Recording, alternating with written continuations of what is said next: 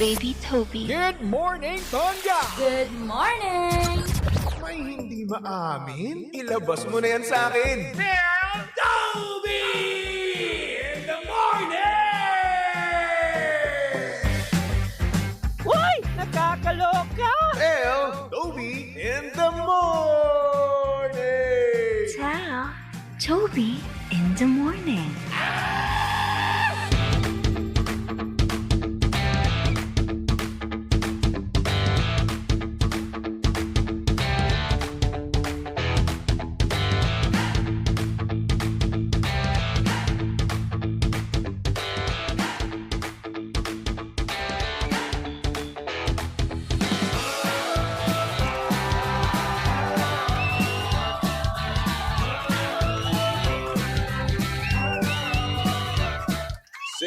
Same, pero iba.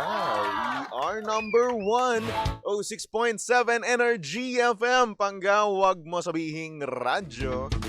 Sabihin mo, oras sa buong kapuluan. Pangga, check your time. It's now 6:26 on the clock. Good morning, good morning, good morning, Luzon, Visayas at Mindanao, Metro and Mega Manila. Pero syempre, good morning din naman sa mga pangga natin dyan. Kasalukuyang kakagising lang. Hello, good morning. At sa iyo pangga na tinatamad ngayon, bumiyahe. Good morning naman po sa inyong lahat dyan. At sa mga pangga naman natin dyan na ayaw maligo ngayon, no? Hoy, maligo ka. Apakainit talaga ngayon. Pero grabe yung init talaga ngayon, pangga, no? Isipin mo, no, kagabi. Napakainit. Sobra-sobra yung tipong tulo ang pawis mo, no? At kahit na may electric fan ka, ay naku, walang epekto. Naiinitan ka pa rin. Ultimo yung buga. Oo, ng hangin ng electric fan, ay naku, napakainit pa rin. Ay, kaway-kaway naman sa mga pangga natin dyan, walang aircon sa bahay. Talaga nga naman nagtitiis, no? Pero kung ikaw naman ay may aircon, buksan mo na. Huwag ka na magtipid ngayon sa kuryente, no? Hindi ngayon yung oras para magtipid tayo kasi grabe nga naman talagang init, di ba? At ultimo, eto paano? May nakita akong post sa Facebook, pangga. Na talaga nga namang napakainit sa may banda sa Cavite. 42 degrees Celsius. Ano pa kaya sa ibang parte ng ng Pilipinas, di ba? Paglalabas ka na nga lang dyan sa opisina nyo, no, na kung saan walang aircon, no? Ay nako, napakainit na. What more pa kaya kapag nasa labas ka, di ba? Kaya naman sa mga pangga natin dyan, make sure, no, na may dala kayong tubig, di ba, na malamig. Kailangan natin yan. Tapos, magdala din kayo ng payong panangga sa kainitan. Diyos ko. Alam po medyo hassle, no, na magdala ng payong, pero kailangan po natin ngayon yan para iwas sa heat stroke, okay? Tapos, kumain din kayo ng ice cream. Sarap nga ngayon ng ice cream. At iwasan din yung pagkakape, ha? Oo, yung mainit. Okay lang naman siguro yung cold, di ba? Malamig naman yun eh. Pero yung mainit na kape, chong, para kang nag-jacket sa disyerto. Grabe, napakainit na magmamainit na kapag kape ka pa. Pero syempre, kanya-kanya naman tayong trip dyan. Well, Pilipino nga tayo. Na kung saan kahit tanghaling tapat, napakainit, nagkakape pa rin. Coffee is life nga naman, di ba? Pero alam mo, no, kung wala kang pangkape at bored na bored ka na rin naman, try mo muna. Try mo muna maglaro, di ba? Kasi sino ba ang may ayaw ng fun and exciting na laro, lalong-lalo na kung boring at oras mo? O, di ba? Pwede mo itong gawin habang nagkakape ka. Mahilig ka sa tongits at iba pa. Nako, tara na sa Game Zone. Fun, believable sa Game Zone dahil you play a real game of tong-its with real players for free. Ayan, may chance ka pang makisplit over 34 million pesos at may chance ka pa to claim up to 14,640 pesos daily. Tandaan mo na ang makukuhang cash credits ay pwede rin gamitin panglaro sa kahit na anong game at kaya rin itong i-cash out. Ang Game Zone ay may dalawang event araw-araw. So, G ka na ba? Visit gzone.ph and social media accounts on Facebook, Instagram, and TikTok at tara Game Zone. Di na sa tong its, tara Game Zone. Tandaan na ang gaming ay dapat fun lang. Kaya naman, visit pagcore.ph/regulatory or email keepitfun@pagcore.ph. Promo runs from January 1 to December 31, 2025. EGLD reference number MKTG 2024-2564. Laging tatandaan na ang gaming is for 21 years old and above only. Game responsibly, keep it fun. Diba? Parang naman hindi ka na ma-bored, no? At may ginagawa ka habang umiinom ka ng kape, no?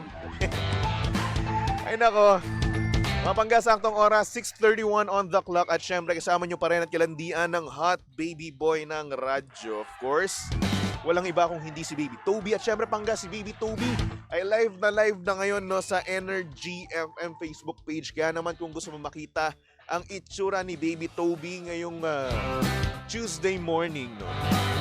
Yan, pumunta na kayo sa Energy FM 106.7, okay? Alright. At syempre, hello na rin, no? Sa mga pangga natin dyan sa comment section. Good morning kay Mami Yoli Ruiz. Hello po kay Roderick De Juan. Sabi niya, good morning, idol. Hello din naman sa'yo. At hello na rin kay Blessy Rafor. Good morning. Kay Elizabeth Corpus, kay Maritoni, kay Leng, kay Mami Rosie Lopez. Good morning po sa inyong lahat. And again, live na rin tayo ngayon sa TikTok ng Energy FM. Ay, yan, nakalive na tayo. Hindi kasi ako nanonood. Naka-live na tayo, mag-repost na kayo, mag-share na rin naman kayo para nang sa ganun maging kayo na ng jowa mo. For pangmatagalan, no? Hindi yung, alam mo na, mag-ano kagad kayo, maghihiwalay, di ba? Kasi karamihan sa mga magkarelasyon ngayon, ang aga-aga maghiwalay, di ba? Kaya naman kung gusto mo na itali, no? Mapikot. Ayan, mag-share na kayo, di ba? Pampabuenas kasi yan. Ang hindi kasi mag-share, tutubuan ng kulugo sa esophagus. Diba? Sa larynx, sa pharynx, sa trachea. Saan yun? Hindi ko alam. Ay nako. Anyway. At syempre pwede rin kayo magpatawag, no? Mag-PM lang kayo sa aming Facebook page. Hanapin nyo lang.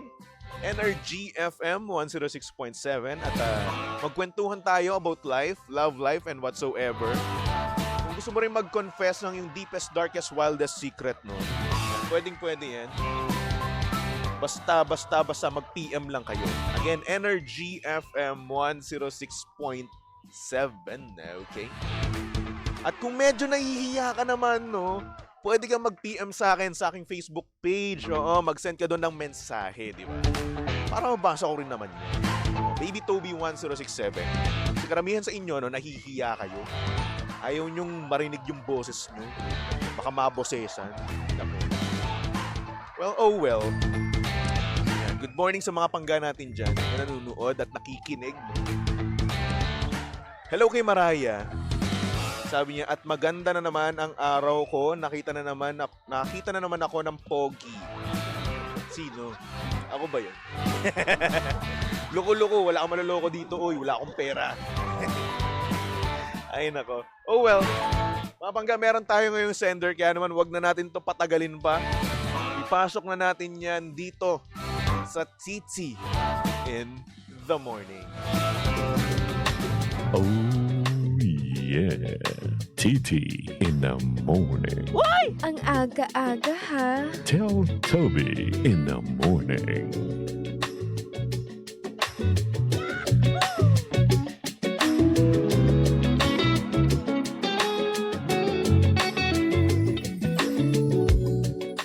Good morning sa mga pangga natin dyan na may minamahal pero rejected.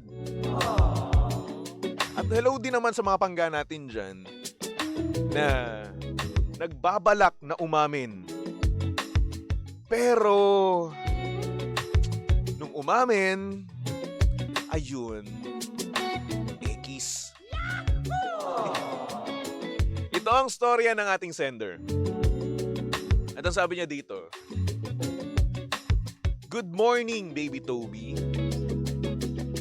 Tago mo na lang ako sa pangalang Tan. Nakakainis na ma-in love ngayon.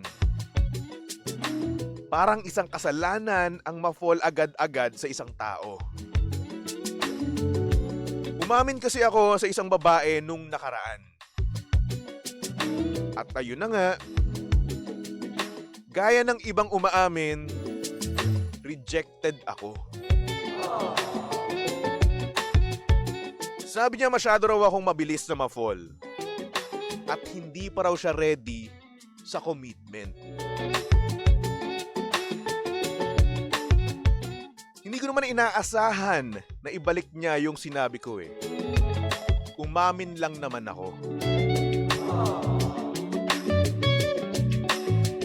Hindi ko rin masisi yung ibang tao na natatakot umamin. Kasi nga, napakasakit at tila parang isang kasalanan ang pag-amin sa isang taong gustong-gusto mo.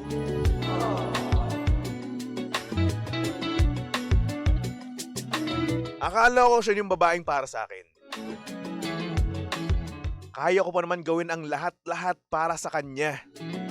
Kaso wala. Rejected ang lolo mo. At para naman sa iba dyan, make sure na handa kayong ma-reject kapag umamin kayo. Kasi kung hindi kayo handa, sobrang sakit at dadamdamin nyo to habang buhay. Ayun lang naman. Thank you so much, paring Toby.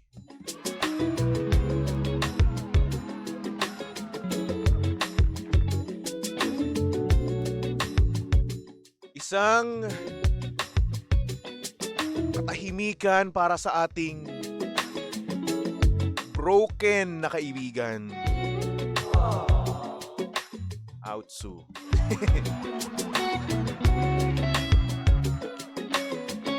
Well. Panggaano masabi mo dito sa ating sender, no? Sa kanyang naging experience, sa kanyang pag-amin, no? Sa nagugustuhan niyang babae. Ayun, na-reject, no? Kesyo, mabilis daw siyang na-fall at hindi pa daw siya ready sa commitment. Comment naman kayo sa ating live, no? Ayan. Babasahin natin yan on air, di ba? Comment nyo na ang inyong mga opinion sa ating Facebook Live or TikTok Live. Energy FM 106.7, okay? So, ayun na nga. Yung sender natin, na-reject, no? Tapos, di pa daw ready sa commitment. Alam mo, para sa akin, no? Ayaw niya lang talaga sa'yo. Oh, legit. Bakit? Eh, kasi nga, sinabi niya yung word na, or sentence na, hindi pa siya ready sa commitment. Di ba? Alam nyo, ang mga babae, or sabihin na natin mga tao, no?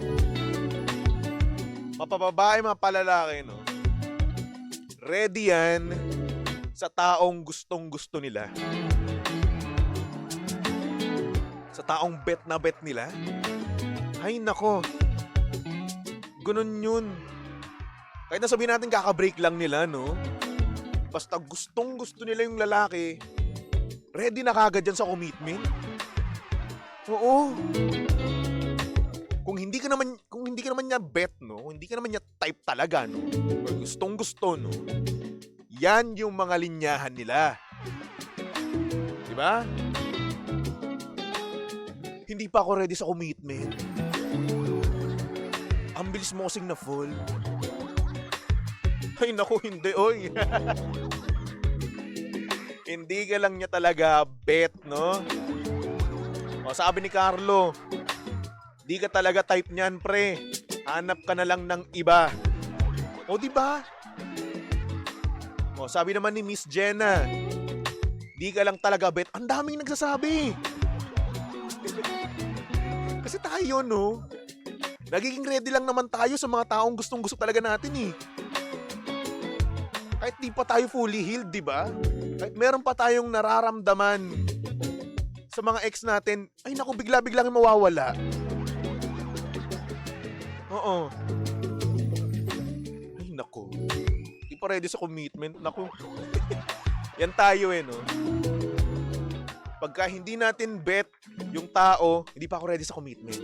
Pero kapag bet naman natin, she's the one, he's the one. Ready na ako ulit mag-commit. Ready na ako ulit sumugal. Ay nako.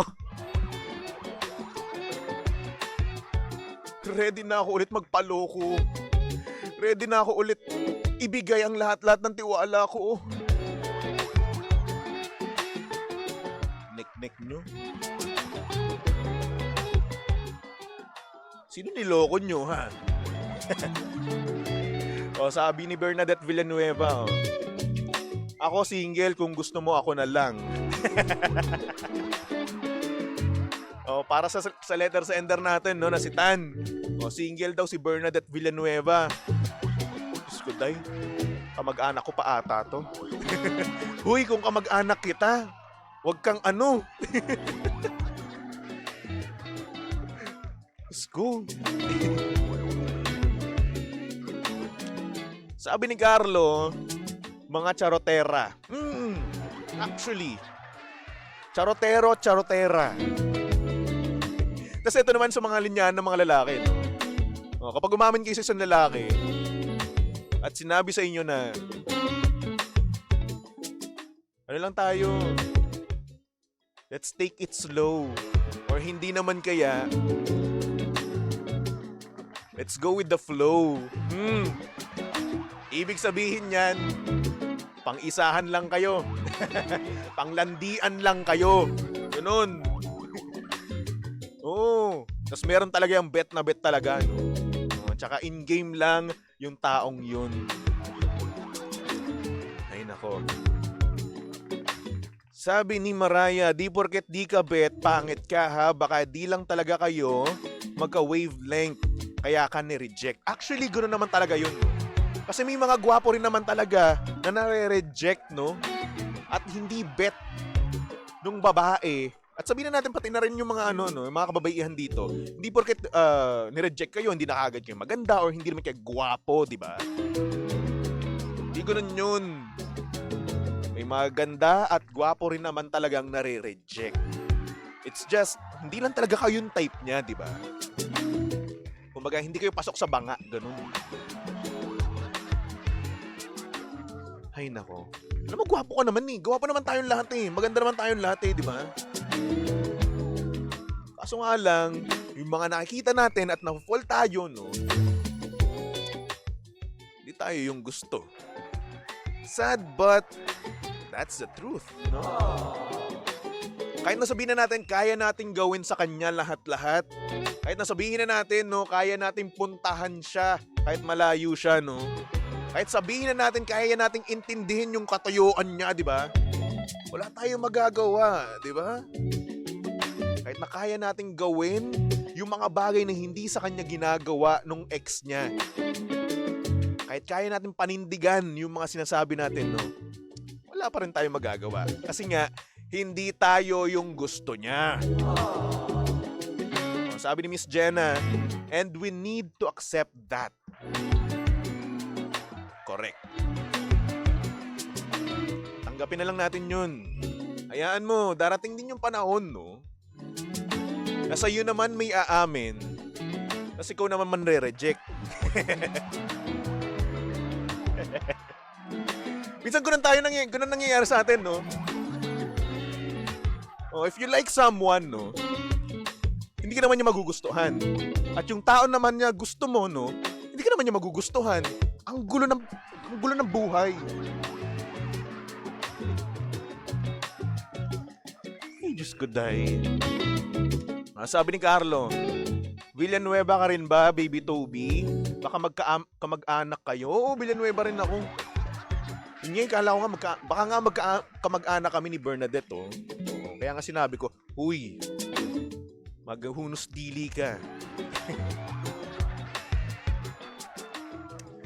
Sabi ni Abby, baka di ka lang type non-letter sender. Yes. Yun na nga lang yun. Oh well, papel. That's life, no? Pag na-reject tayo, magkakaroon yan ng panibagong yes, no? Iba mag-yes sa'yo. Maghintay-hintay ka lang. At para naman sa mga pangga natin dyan, no? Na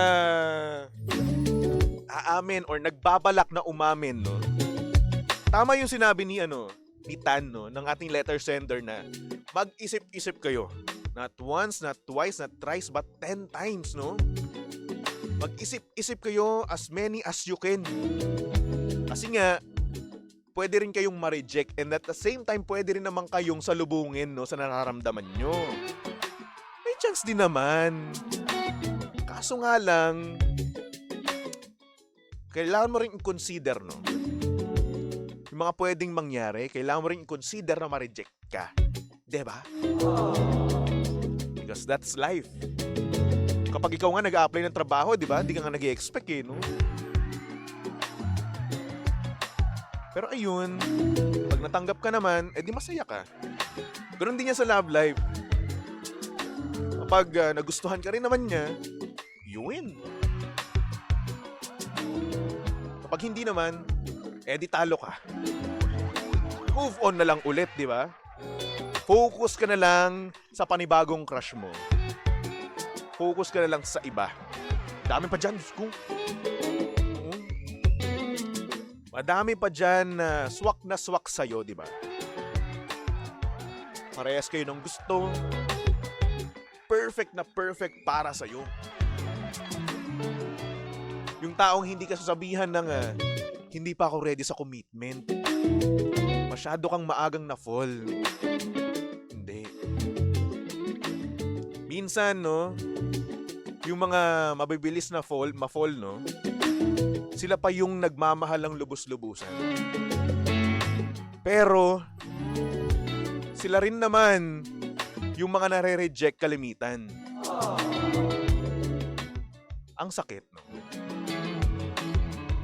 But oh well, para sa ating sender, no, good luck naman sa'yo. At ayun, good luck sa iyong pag-move on, no? At maraming salamat sa pag-share ng iyong experience.